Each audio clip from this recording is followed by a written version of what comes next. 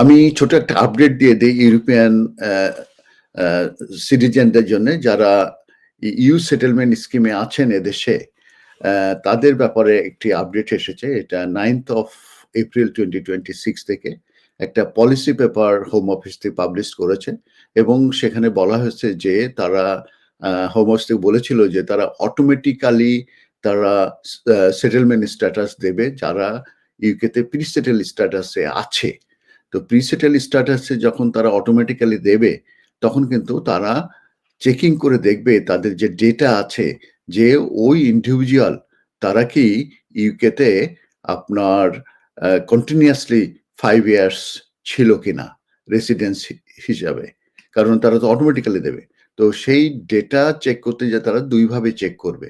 প্রথম হচ্ছে যে দেখবে যে তাদের যে তারা যদি জব করে থাকে তার HMRCর সঙ্গে ট্যাক্স পেইং এর ডকুমেন্টগুলো তারা ভেরিফাই করবে। তারা কিন্তু ডেটা দিয়েই করবে। সেকেন্ড যেটা করবে, তারা যদি বেনিফিট নিয়ে থাকে সেই বেনিফিটের DWর সঙ্গে যোগাযোগ করে তারা এটা কিন্তু দেখতে পারবে এবং দেখবে যে তারা কন্টিনিউয়াসলি যদি রেসিডেন্স থাকে তাহলে কিন্তু তাদেরকে প্রি সেটেল স্ট্যাটাস থেকে অটোমেটিক্যালি ডিজিটালি তাদেরকে সেটেল স্ট্যাটাস দেওয়া হবে। যদি কেউ এটা স্যাটিসফাই করতে ব্যর্থ হয় এবং তারা যদি স্যাটিসফাই না হয়, তাদের ওন যে ডেটা আছে সেই ক্ষেত্রে কিন্তু তাদের প্রি সেটেল স্ট্যাটাস কিন্তু রিমুভ করে দেওয়া হবে। অতএব এটা পলিসি পেপার কিন্তু পাবলিশড হয়েছে, আমি যেটা বলেছি। অতএব আপনারা যারা এই ইউকেতে আছেন এই প্রি সেটেল স্ট্যাটাসে যাদের এই ধরনের ডকুমেন্ট আছে এবং এটা আউট অফ 5 ইয়ার্সে অ্যাটলিস্ট 2.5 ইয়ার্স তারা দেখবে যে এই ট্যাক্সের ডকুমেন্ট, এই বেনিফিটের ডকুমেন্ট এগুলো আছে কিনা এবং তারা যে ট্রাভেলিং করেছেন কিনা সেই ডেটাগুলো তারা কালেক্ট করে দেখবে যে আপনি ইউকেতে আপনি রেসিডেন্ট ছিলেন কিনা। তারা যদি দেখে যে আপনি ইউকেতে রেসিডেন্ট ছিলেন না, তারা ওই ট্রাভেলিং ডেটা থেকে, তাহলে কিন্তু আপনার প্রি সেটেল স্ট্যাটাস তারা কিন্তু রিমুভ করে দেবে। এখন প্রশ্ন হতে পারে যে যদি আপনার প্রি সেটেল স্ট্যাটাস রিমুভ করে দেয়, তা করার আগে কি তারা কি করতে পারে? তার আগে তারা দেখবে যে আপনার এই যে যে যে এভিডেন্সগুলো তারা পাচ্ছে না, ডেটাগুলো পাচ্ছে না, সেইগুলোর ব্যাপারে আপনাকে তারা ইমেল করবে কিংবা চিঠি লিখবে যে আমরা এইটা দেখতে পাচ্ছি, আমরা স্যাটিসফাই না। তো তোমার যদি কোনো ডিফেন্স থাকে, তোমার যদি কোনো এভিডেন্স থাকে, তাহলে তোমরা আমাদেরকে এটা পাঠাও, জানাও এবং আপনাকে 28 ডেজের সময় দেবে। এই 28 ডেজের ভিতরে ট্যাক্সের ডকুমেন্ট এবং আপনার বেনিফিটের জন্য ডকুমেন্ট এবং আপনার ট্রাভেলিং যে কতদিন দেশে ছিলেন, বাইরে ছিলেন, কবে গেছেন, কবে আসছেন, এগুলো দিয়ে আপনারা একটা সুন্দর একটা কভার লেটার তৈরি করে সমস্ত ডকুমেন্টগুলো আপনারা কিন্তু পাঠিয়ে দেবেন। আর যদি তারা রিফিউজ করেও, তাহলে কিন্তু তাদেরকে দেখতে হবে যে এটা ডিসপ্রপোর্শনেট হবে কিনা।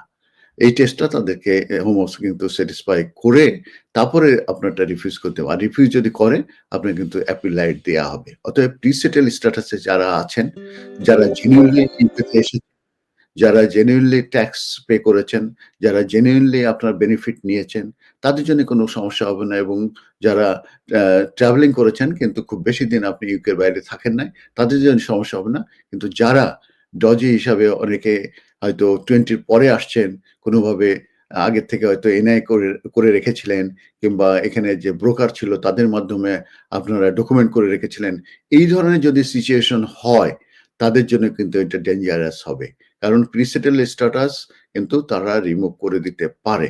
তারা কিন্তু অটোমেটিক্যালি তারা ডেটা চেক করবে এবং সেই ডেটাতে যদি তারা স্যাটিসফাইড না হয়, আপনাকে সুযোগ দেবে এভিডেন্স গুলো দেওয়ার জন্যে এবং ডিফেন্স নেওয়ার জন্য, এবং তারা যদি স্যাটিসফাইড না হয় তাহলে কিন্তু আপনার প্রি সেটেল স্ট্যাটাস তারা রিমুভ করে দেবে, আপনাকে তারা সেটেল স্ট্যাটাস দেবে না। কিন্তু তারা অটোমেটিক্যালি যদি চেকিং করে দেখতে পায়, তাদের ডেটা যদি বলে না এভরিথিং ইজ ফাইন, সেক্ষেত্রে কিন্তু আপনাকে প্রি সেটেল স্ট্যাটাস অটোমেটিক্যালি দেওয়া হবে। এটা ডিজিটালি আপনাদের যে ই ভিসা আছে সেখানে কিন্তু এটা আপডেটেড হয়ে যাবে।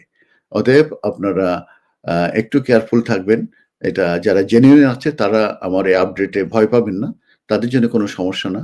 কিন্তু যারা জেনুইনলি আসেন নাই, যারা ২ নম্বরি করেছেন কিংবা এই ধরনের মিসইউজ করেছেন এই আইনের, তাদের জন্য কিন্তু এটা একটা সতর্কবাণী আমি বলছি।